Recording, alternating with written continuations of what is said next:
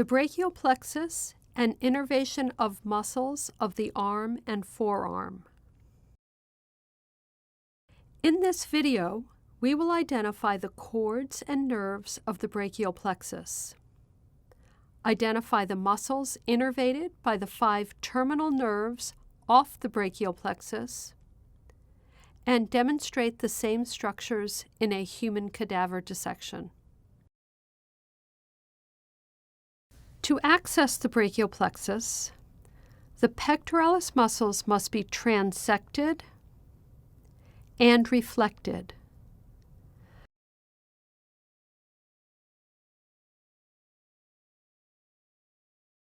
The bundle of vessels and nerves in the axilla must be separated and cleaned.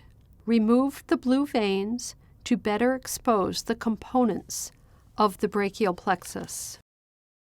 To orient yourself to the nerves of the brachial plexus, find the big M, illustrated here.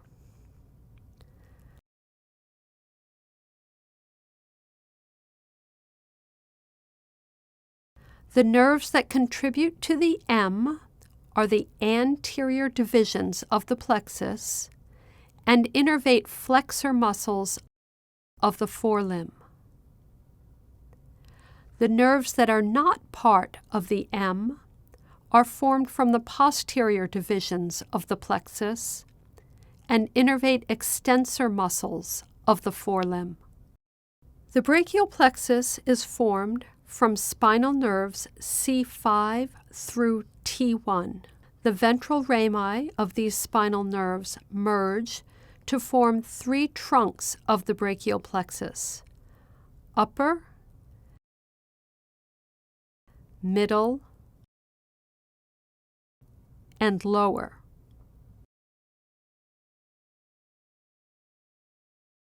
The 3 trunks each bifurcate, forming an anterior and a posterior division. These divisions merge to form the 3 cords of the brachial plexus. The anterior divisions form the lateral cord and the medial cord, and the posterior divisions join to form the posterior cord. The 3 cords of the brachial plexus are the lateral cord, the medial cord, and the posterior cord. The medial and lateral cords give rise to the 3 nerves that innervate the anterior compartment or flexor muscles. The lateral cord gives rise to the musculocutaneous nerve, which innervates the flexor muscles located in the brachium, biceps brachii, coracobrachialis, and brachialis. The other branch off the lateral cord contributes to the median nerve. The median nerve, formed from portions of the lateral and medial cords,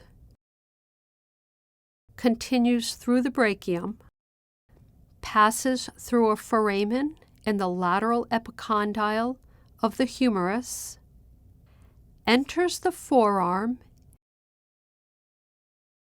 and innervates most of the flexor muscles in the forearm, extending into the hand or front paw, innervating the muscles of digit number 1. The last anterior division nerve is the ulnar nerve, arising from the medial cord.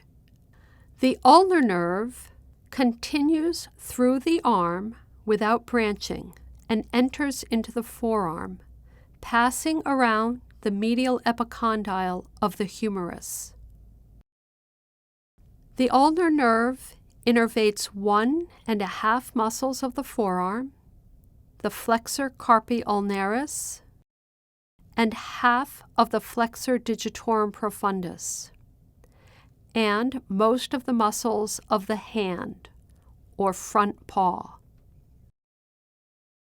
To review, the three nerves from the anterior divisions are the musculocutaneous nerve, the median nerve, and the ulnar nerve.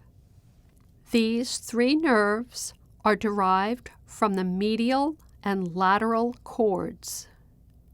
Remember, the landmark to help you identify these nerves is the big M. The last nerves we will review are derived from the posterior divisions, and they arise from the posterior cord. To view these nerves, we pull away the anterior division nerves, those superficial to the wooden probe. The terminal nerves of the posterior cord are the axillary nerve, innervating teres minor, and the deltoids,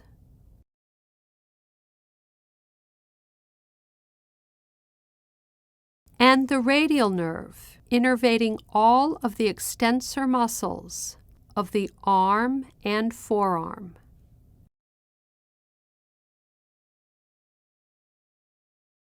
Triceps brachii, and all of the forearm extensors. Note the large size of the radial nerve. The two terminal nerves off the posterior division are the axillary nerve and the radial nerve. Let's review the brachial plexus and innervation of the muscles of the arm and forearm in the cat. The five nerves off the brachial plexus are the musculocutaneous nerve off the lateral cord, the median nerve formed from the lateral and medial cord, the ulnar nerve off the medial cord, and the axillary nerve and radial nerve off the posterior cord. These nerves have the same organization and distribution in humans as they do in the cat. From the lateral and medial cord are the musculocutaneous nerve, the median nerve, and the ulnar nerve. From the posterior cord are the axillary nerve and the radial nerve.